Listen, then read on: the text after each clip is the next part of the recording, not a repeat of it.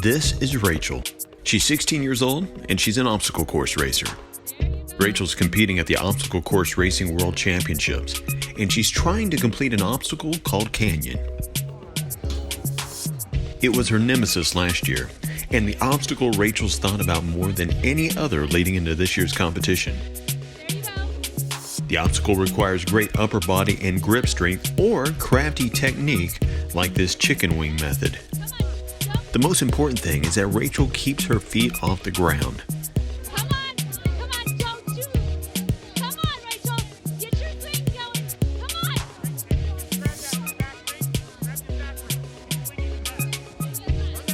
There. And just like that, she's done it. The obstacle she dreaded most is now behind her. Little does she know that her greatest challenge is still ahead. It's a new obstacle called Drop Zone. Don't look down.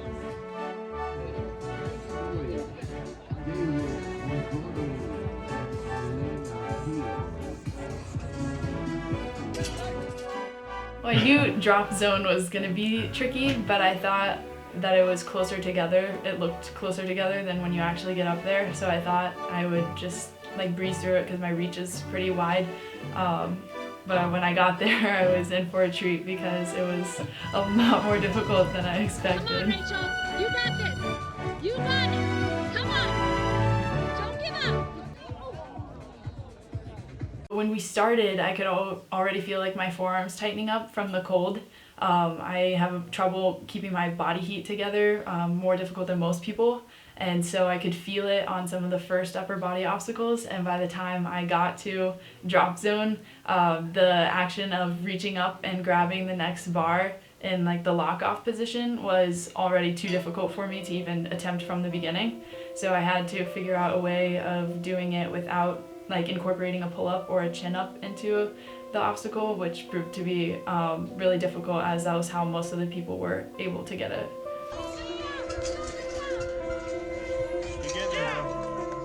I could feel myself tiring out the longer I kept attempting the obstacle, but then I also figured out I needed a new technique that didn't take as much out of me, because the first couple times I tried it, I was using the lache technique, and that definitely took a lot out of your forearms and everything. So I really needed to figure out the new technique so I wasn't completely wasting all of my grip.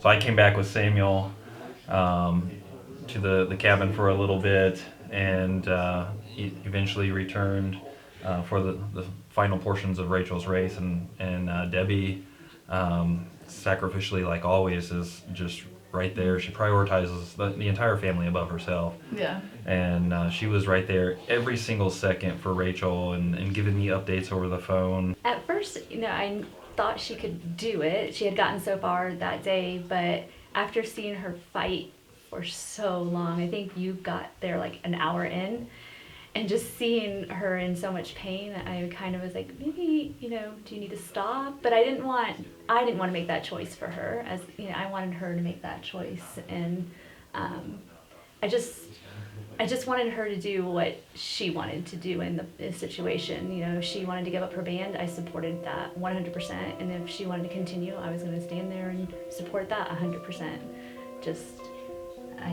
But it's hard. It's hard to see them fall over and over and over.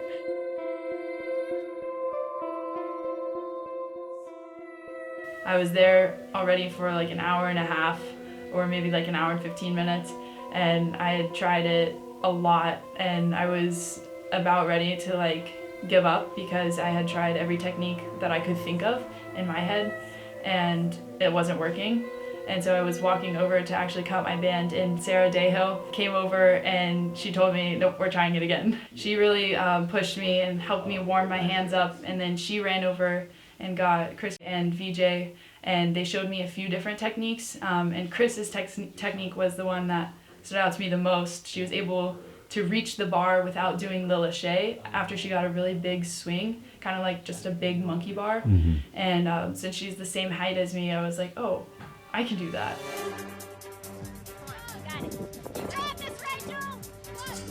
And so I tried it a few times, and then I was progressing further in the obstacle than I had before, and that really gave me a lot of hope. So I'm really thankful for them for coming over.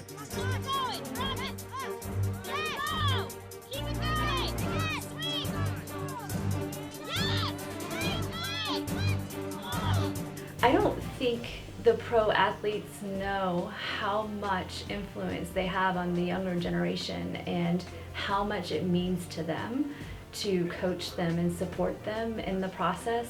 And Chris and BJ have always been super supportive of our kids, and it goes a long way. I wish a lot more pros would come back and do that for the youth of the sport. I think youth look up to them so much, and just that little bit of coaching made a huge difference. Like, swing your hip here, reach here, and I don't know how to do that. So just having that there for her was amazing. And that's one of my favorite things about obstacle course racing, actually. The fact that there are people out there who, no matter how their race is going, or if they completely smoked you on the course, they'll come back out and seek you out to cheer you on, because sometimes word of encouragement is all you need to get that last push into completing an obstacle. And Libby Joyce helped me a lot today as well, actually. I'd only met her once before in the UK, and she's a fierce competitor. But she took the time to come back out and find me after her race, and she was glued to my side, and I really appreciate everything she helped me with today as well.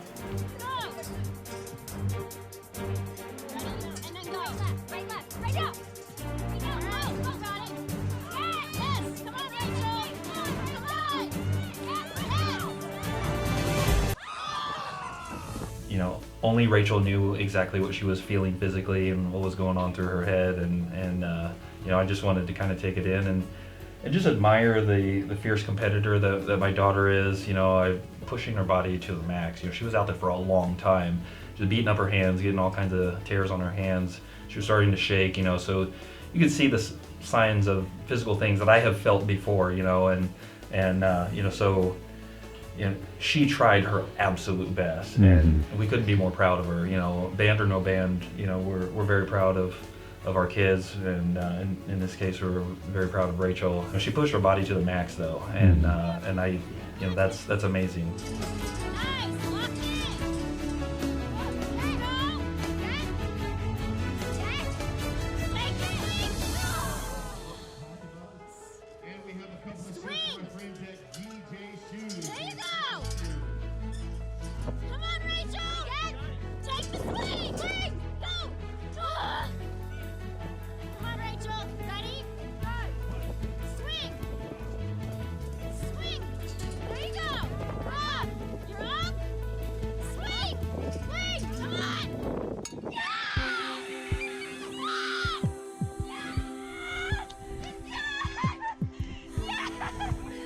she had me in tears after 2 full hours, and it was just incredible.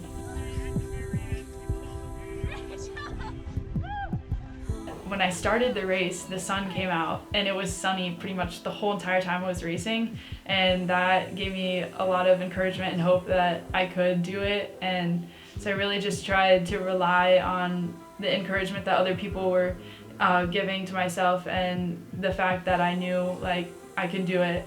And I didn't reach my utmost goal of keeping my band, but I've gone the farthest I've ever gone, and I know that my body is so much more capable of than what I could have imagined.